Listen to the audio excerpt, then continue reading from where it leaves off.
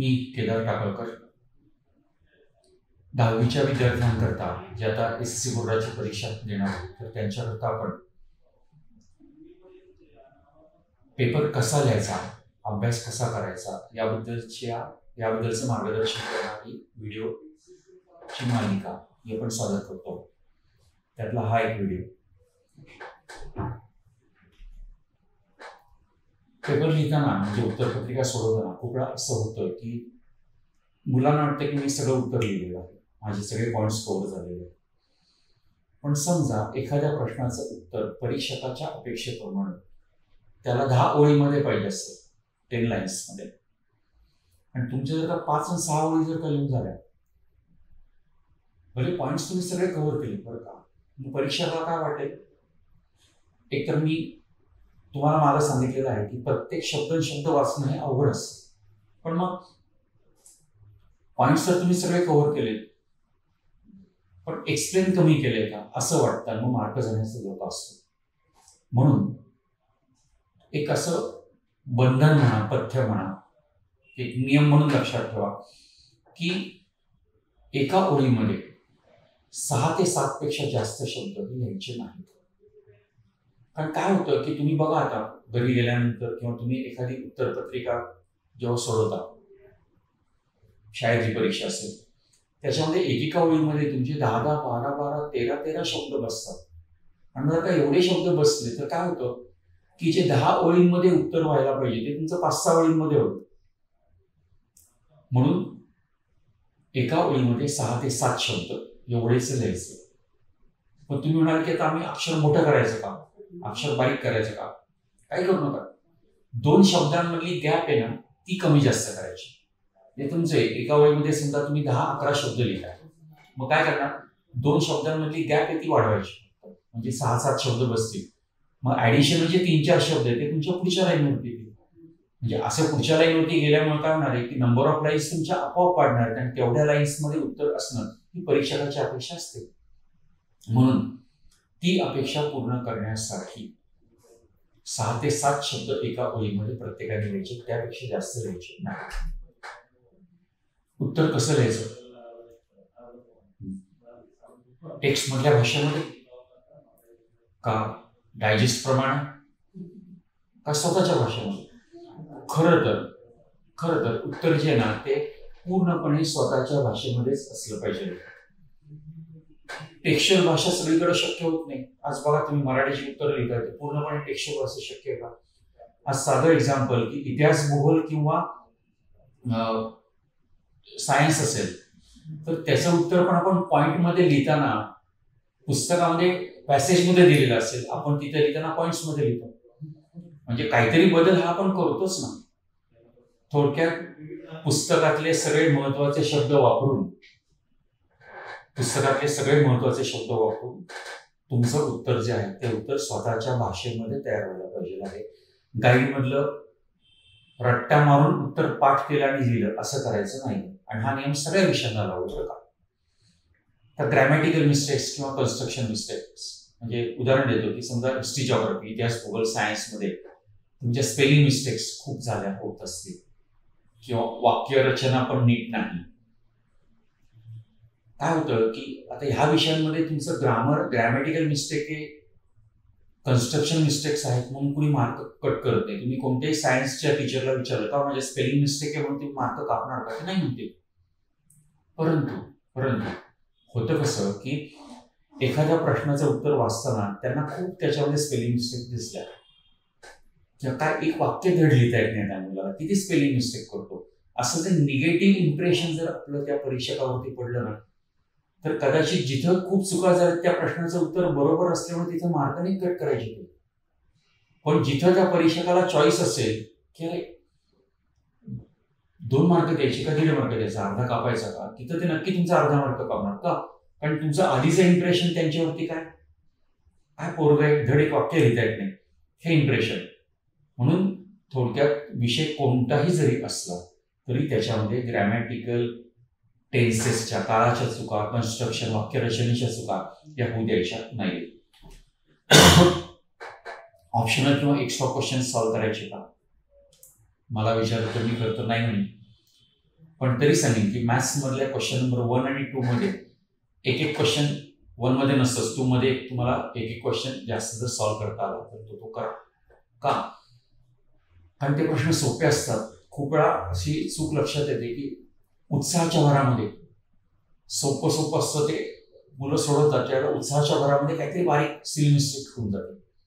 म्हणून जर वेळ मिळणार असेल आणि तुम्हाला जर का भीती वाटत असेल की सिली मिस्टेक माझ्या खूप होतात, तरच ऑप्शनल एक्स्ट्रा क्वेश्चन सॉल्व्ह करा मॅथ्समध्ये. अदरवाईज कोणत्याही सब्जेक्टला एक्स्ट्रा क्वेश्चन सॉल्व्ह केला नाही तरी चालेल. आणि असा एक्स्ट्रा क्वेश्चन सॉल्व्ह करायची जर तुम्हाला आवश्यकता वाटली तर ती नंतर जो जास्तीचा वेळ सगळा पेपर सॉल्व्ह करून झाला, अंडरलाइनिंग वगैरे छान करून झालं, चेकिंग करून झालं, आणि तरी माझ्याकडे 10-15 मिनिटं वेळ शिल्लक आहे, मग त्या केसमध्ये त्या एक्स्ट्रा वेळेमध्ये तुम्ही करा ना काय करायचं असेल ते. परंतु सुरुवातीपासून सगळं सॉल्व्ह करत बसलं असं नका करू. क्वेश्चन्स कोणत्या सिक्वेन्सनी सॉल्व्ह करायचे मी सोपं सांगेन. सगळे विषय क्वेश्चन नंबर 1, 2, 3, 4, 5, 6 असेच सॉल्व्ह करा. मुद्दामून काही वेळा काही मुलं आम्ही अशी बघतो की मॅथमॅटिक्समध्ये शेवटचा क्वेश्चन्स डिफिकल्ट असतो आणि पण मुलाचं मॅथ्स चांगलं असतं. तो म्हणतो परीक्षकावर इम्प्रेशन मारण्यासाठी म्हणून मी आधी क्वेश्चन नंबर लास्ट जो काही 5th 6th असेल तो आधी घेतो आणि उलट येतो 6, 5, 4, 3, 2, 1 असं मी सॉल्व्ह करतो. असं काही गरज नाही. सगळ्या विषयांच्या प्रश्नपत्रिका ह्या तुम्ही सिरियली सॉल्व्ह करा. त्याच्यामध्ये क्रम बदलायची गरज नाही, रादर बदलू नकाच तुम्ही. आता मी थोडं पेपर लिहिण्याबद्दल बोललो, पण आता मला तुम्हाला काही महत्वाच्या गोष्टी सांगायच्या आहेत की शेवटच्या ह्या 1-2 महिन्यामध्ये अभ्यास करताना मुलं अभ्यास खूप करतात. म्हणजे तुम्ही खूप वेळ अभ्यास करत असाल, तुम्ही कमी अभ्यास करता अशी कदाचित माझी कंप्लेंट नसणार आहे. पण माझी कंप्लेंट तुमच्याबद्दल ही नक्की असणार आहे की तुमची अभ्यासाला बसतानाची पोझिशन आहे ना, ही पोझिशन आपण खुर्चीवरती बसतो ना, म्हणजे ह्या पोझिशनमध्ये, ही पोझिशन जी इथं आपली पाठ टेकलेली, इथं आपण बसलेलो आहे, इथं खाली पाय सोडलेले, या पोझिशनमध्ये पाहिजे. किंवा मांडी घालून खाली बसलं तरी चालेल. थोडक्यात पाठीचा जो ही स्पायनल कॉर्ड मणका म्हणतो ना, तो ताठ म्हणजे अगदी असा ताठ पाहिजे असं नाही, पण आडवं पडून अभ्यास नाही करायचा. त्याच्यामागे सायन्स आहे. एवढं सायन्स सगळं सांगायला वेळ नाही, परंतु हा लक्षात ठेवा, विश्वास ठेवा की आडवं पडून अभ्यास करायचा नाही.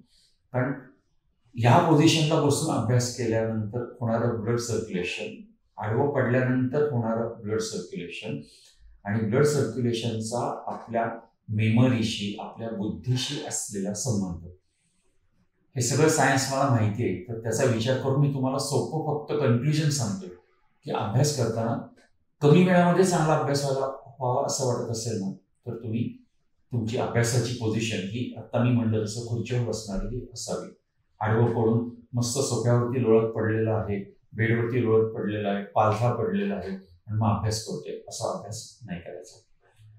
झोप शेवटच्या 2 महिन्यांमध्ये परीक्षेला थोडे दिवस राहिलेले असतात, झोप ही फार महत्वाची. आणि मी म्हणतो भरपूर झोपा, पण भरपूर म्हणजे किती, तर साधारणतः सांगतो की परीक्षेचे दिवस सोडेल आपण, त्याच्या आधीचे जे काही एखादा दुसरा महिना असेल तर त्या ह्याच्यामध्ये मिनिमम 6 to 7 hours 6 ते 7 तास झोप ही तुमची व्हायला पाहिजे. आणि परीक्षेच्या दिवशी, म्हणजे आता उद्या समजा माझा मराठीचा पेपर आहे, तर आदल्या दिवशी मी जे झोपणार ना, तर ती झोप तर मला 8 तास पाहिजे. 8 तास. आपण नेमकी चूक काय करतो, परीक्षेचा हा जो शेवटचा पिरियड आहे याच्यामध्ये झोप कमी घेतो. म्हणजे कमी झोप घेतली, खूप रात्रभर जागरण केलं की आपल्याला वाटतं वा माझा मस्त खूप अभ्यास झाला. तुम्ही किती तुमच्या डोक्यामध्ये, ब्रेनमध्ये किती कोंबलं तर ते किती घ्यायचं तो ब्रेन ठरवणार ना. आणि तो ब्रेन जर फ्रेश असेल तर तो घेणार. आणि त्यामुळं ब्रेननी फ्रेश राहण्यासाठी त्याला एकच मार्ग आहे, तो म्हणजे झोप पुरेशी देणं. त्यामुळं नॉर्मल कोर्समध्ये 6 ते 7 तास झोप रात्रीची आणि कंटिन्युअस स्लीप पाहिजे. म्हणजे समजा एक्झाम्पल देतो की एखादा मुलगा म्हणतो की घरी टीव्ही वगैरे चालू असतो, मी रात्री 9 ते 12 झोपतो, 12 वाजता उठतो, आईला सांगतो मला गजर म्हणून 12 वाजता उठव, मग मी 12 ते 3 अभ्यास करणार, मग 3ला परत झोपणार, मग 3 ते 5 झोपणार, असं काहीतरी. अशी झोप मला नको. तुम्ही 11ला झोपा, मग 5ला उठा, 6ला उठा, मला सांगणार. 12ला झोपा, 6ला 7ला उठा मला सांगा, पण अशी कंटिन्युअसली ती प्रत्येकाने घ्यायची आहे. तुकड्या तुकड्या तुकड्याने मला झोप नको आहे. आणि अभ्यास करताना रेडिओ, टीव्ही, कॉम्प्युटर हे समोर ठेवून, म्हणजे हे ऑन असताना अभ्यास करायचा नाही. आता 2 वर्षापूर्वी आम्ही सांगायचो की मोबाईल पण बंद ठेवा, पण आता तुम्ही मोबाईलवरती सगळं करता, त्यामुळे मोबाईल बंद करा असं सांगता अवघड आहे. पण तरी रेडिओ, टीव्ही, कॉम्प्युटर हे बंद. सेल्फ स्टडी करत असताना मोबाईल पण मला बंद हवा आहे, आणि तर सगळंच मला बंद पाहिजे. कोणत्या वेळेला अभ्यास करायचा? रात्री जागून, पहाटे उठून, कधी? मी म्हणतो आता नवीन जनरेशनच्या एक्सपेक्टेशन प्रमाणे तुम्ही अभ्यास कधी करा. म्हणजे पूर्वीच्या जनरेशनला सांगितलं जायचं की पहाटे उठून अभ्यास करा, चांगलं लक्षात राहतं. पण असं जेव्हा आम्ही सांगायचो किंवा आम्ही तसाच अभ्यास केलेला, पण त्याला आम्ही रात्री खूप लवकर झोपायचो. म्हणजे 9-9:30ला झोपायचं, मग आम्हाला पहाटे 5ला 4ला उठणं शक्य व्हायचं. आता तुम्ही झोपता किती वाजता? जेवणच जर का 9:30-10ला होतं, त्याच्यानंतर टीव्ही बघणं, मग झोपायलाच 11-12 वाजत असतील, तर मी तुम्हाला 4 वाजता उठा असं कसं म्हणणार? म्हणून अभ्यास कोणत्या वेळेला काय करायचं ते मी जे सांगतो ना, ते टेक्निक लक्षात घ्या. जेव्हा तुम्ही फ्रेश असता, आता प्रत्येकाची फ्रेश असायची वेळ वेगळी असते. पण एखादा मुलगा म्हणजे सकाळ रात्री छान झोप झाली, म्हणजे 6-7 तास, सकाळी उठून आंघोळ करून मी एकदम फ्रेश आहे. जेव्हा फ्रेश असाल ना, तर त्यावेळेला तुम्ही रिडिंग आणि लर्निंग करायचं, म्हणजे वाचन आणि पाठांतर हे फ्रेश असताना करायचं. आणि जेव्हा तुम्हाला खूप कंटाळा आलाय, काय कटकट आहे ना, 10वी कुणी शोधून काढले काय कळत नाही, किती अभ्यास करायचा वगैरे, असं जेव्हा निगेटिव्ह थोडंसं फिलिंग असतं, त्याला मात्र रायटिंग करायचं. आणि त्यातला महत्वाचा फॅक्टर फक्त मी सांगतो, मी सगळं त्याच्यामागचं सायन्स नाही समजून सांगत आहे, की तुम्ही जेव्हा रिडिंग लर्निंग करताना, वाचन पाठांतर करताना, मेंदूनी आपल्याला कॉपरेट करायचे की नाही हे ऑप्शनल असतं. आणि म्हणून खूप वेळा असं होतं की आपल्याला एखादी गोष्ट पाठ करण्यासाठी 2 वेळा, 3 वेळा, 4 वेळा, 5 वेळा वाचायला लागतं, कारण मेंदू फोकस करत नसतो. पण रायटिंग करताना मात्र काय होतं की तुम्ही एक वाक्य जर लिहायचं म्हटलं ना, तर ते वाक्य जोपर्यंत तुम्हाला तुमचा ब्रेन सप्लाय करत नाही, मेंदू देत नाही, आठवून देत नाही, तोपर्यंत तुम्ही लिहू शकत नाही. म्हणून रीडिंग लर्निंग हे फ्रेश असताना आणि थोडं कंटाळलेल्या अवस्थेमध्ये असताना रायटिंग करायचं, हे लक्षात ठेवा. हे स्टडी टाइम. आता अभ्यास करताना साधारणतः शेवटच्या 1-1.5 महिन्यामध्ये अशी काळजी घ्या की रोज कोणत्या तरी एका विषयाचा एक तरी पेपर हा रायटिंगमध्ये तुमच्याकडनं न बघता सॉल्व्ह करून व्हायला पाहिजे. मग त्याचं टाइम टेबल करा तुम्ही. 1 तारखेला मी मराठी घेईन, 2 तारखेला मी इंग्लिश घेईन, 3 तारखेला सायन्स 1 घेईन, असं तुमचं टाइम टेबल तयार करा. आणि कोणताही एक पेपर घ्यायचा, त्याच्यामध्ये सरप्राईज एलिमेंट आणता आला तर बघा. की समजा तुमच्याकडे एखादा क्वेश्चन पेपर सेट आहे, त्याच्यामध्ये समजा 5-5 पेपर गेले. आईला सांगायचं की आता आज मी हिस्ट्रीचा पेपर मला सॉल्व्ह करायचा आहे, या 5 पैकी कोणता करू तू मला सांग. मग आई सांगेल तो पेपर करायचा. मे बी आईला त्या हिस्ट्रीमधलं काही माहिती पण नसेल, पण हा सरप्राईज एलिमेंट आहे ना, की आई कोणता पेपर सांगणार आपल्याला काय माहिती. पण अचानकपणे एखादी प्रश्नपत्रिका समोर आल्यानंतर आपल्याला आठवतं का हे बघा. आपण आपल्या मेंदूला, ब्रेनला आठवण्याची सवय लावत नाही. आपण काय करतो, सगळा अभ्यास आहे ना तो आपल्या डोक्यामध्ये आपण कोंबून ठेवतो, साठवून ठेवतो. तो साठवून ठेवला तरी तो आठवून पण बघायला पाहिजे ना. आणि ते आठवण्याचं काम हे क्वेश्चन पेपरच्या माध्यमातून होतं. त्यामुळं क्वेश्चन पेपर रोज कोणत्या तरी एका विषयाचा एक पेपर हा रायटिंगमध्ये सॉल्व्ह करून व्हायला पाहिजे. हे बंधन शेवटचे 1-1.5 महिना तुम्ही नक्की पाळायचं आहे. आणि परीक्षेला जाताना, जे समजा 11 वाजता तुमचा पेपर आहे, तुम्ही 10 वाजता घरातून बाहेर पडणार. समजा तुम्ही सकाळी 6 वाजता उठले, आता 6 ते 10 या 4 तासामधला 1-1.5 तास वेळ तुमचा आवरण्यामध्ये गेला. 2-1 तास तुम्हाला अभ्यासासाठी मिळाले. त्या वेळामध्ये अभ्यास काय करायचा?